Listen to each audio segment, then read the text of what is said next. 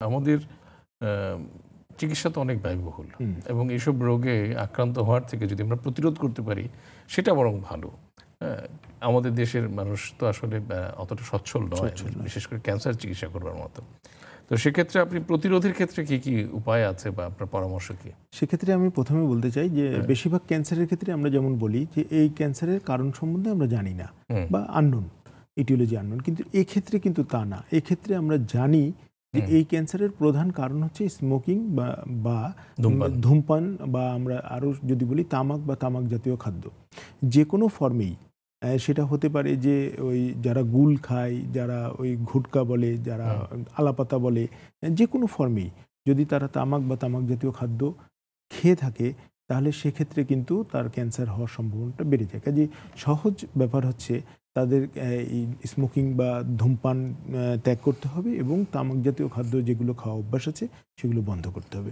এই সাথে সাথে যেটা বলতে চাই যে তামাক জাতীয় খাদ্য দেখা গেছে যে রিসার্চে যে তামাক জাতীয় খাদ্য যারা ছেড়ে দিয়েছে সেই এলাকার লোকজনের মধ্যে এই ক্যান্সারের প্রবণতাও কমে গেছে। বিধায় আমি বলতে চাই যে প্রধান বিষয় হচ্ছে তামাক জাতীয় খাদ্য আমাদের পরিহার করতে হবে। আর একটা জিনিস আমি বলতে চাই, সচেতনতা। যে আমার মুখে কোনো একটা ঘা হলো, আমি 2 সপ্তাহ চিকিৎসকের পরামর্শ নিব। চিকিৎসক যদি চিকিৎসা দেওয়ার পর 2 সপ্তাহ বা থেকে 3 সপ্তাহের মধ্যে যদি সে ঘা ঠিক না হয় তাহলে অবশ্যই আমাকে বিষয়টা আরেকটু গভীরভাবে দেখতে হবে বা ডাক্তারকে ভালোভাবে দেখাতে হবে, ফলো আপে যেতে হবে। তাহলে সেই চিকিৎসক সেই ঘায়ের লক্ষণ বুঝে পরীক্ষা করে দ্রুত রোগটা ধরতে পারবেন। যেমন আমরা কিছু কিছু ক্ষেত্রে দেখে থাকি যে লিউকোপ্লেকিয়া বলি, আমরা ইরাইথোপ্লেকিয়া বলি, মানে সাদা রঙের মুখের ভিতর দাগ বা লাল রঙের দাগ, এগুলো হচ্ছে প্রি ক্যান্সারাস কন্ডিশন। যখন আমাদের এই ধরনের থাকে তখন বেশিরভাগ অনেক ক্ষেত্রেই দেখা যায় এই কন্ডিশনগুলো থেকে ভবিষ্যতে ক্যান্সার হয়ে যায়। কাজেই প্রি ক্যান্সারাস কন্ডিশন, মুখের ভিতরে এরকম সাদা দাগ বা লাল দাগ যদি দেখি, আমরা ডাক্তারের পরামর্শ নিব, তাহলে আমরা ক্যান্সার মানে খুব আর্লি স্টেজেই আমরা জিনিসটাকে ধরতে পারবো। ধরতে পারলে আমরা চিকিৎসাটাও কিন্তু আমরা ভালোভাবে করতে পারবো। কাজেই আমি বলবো সচেতনতার আমাদের প্রয়োজন রয়েছে এবং ওই যে বলছি বদভ্যাসগুলো আমাদের ত্যাগ করতে হবে।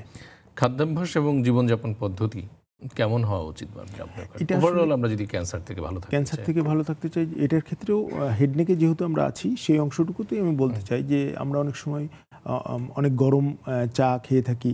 এই জন্য বলে থাকে যে গরম চা একদম বেশি গরম হলে সেখানে ক্রনিক ইরিটেশন হয়। আচ্ছা, কাজেই এটা ক্রনিক ইরিটেশন কিন্তু একটা ক্যান্সারের কারণ। এক্ষেত্রে একটা জিনিস যোগ করতে চাই যে অনেক পেশেন্ট মনে করে আমি তো জর্দা খাই না, আমি খালি সুপারি দিয়ে পান খাই, কিন্তু এটাও কিন্তু একটা ক্যান্সারের কারণ। কারণ ওই সুপারিটাও ক্রনিক ফ্রিকশন, ঘর্ষণ হয় ওই মুখগহ্বরে, ফলে সেখানে কিন্তু তার ক্যান্সার হতে পারে। সুপারি ইটসেলফ কার্সিনোজেন যেমন, কিন্তু ওটা আবার ওই চিবানোর সময় যে রাফ সুপারির সারফেসটা থাকে, যে তার ফলে সেই ফ্রিকশনটা বেশি হলেও কিন্তু তার ক্রনিক ফ্রিকশন হলে তার কিন্তু ক্যান্সার হয়ে যেতে পারে। কাজেই এটা আমি বলবো যে আমাদের আসলে এই খাদ্যাভ্যাস যেটা কথা বলছিলাম, সেখানে যেমন আমরা বলে থাকি স্পাইসি ফুড, আমরা বলে থাকি যে ফাস্ট ফুড, এগুলো কিন্তু আমাদের পরিহার করতে হবে। আমাদের যেটা খাদ্য খাওয়া, যে অতিরিক্ত তেল বা অতিরিক্ত চর্বি, অতিরিক্ত লবণাক্ত খাওয়ার আমাদের শরীরের জন্য কিন্তু খারাপ, এবং এটাও কিন্তু এক ধরনের এইসব খাদ্য কিন্তু কার্সিনোজেন থেকে থাকে। আচ্ছা।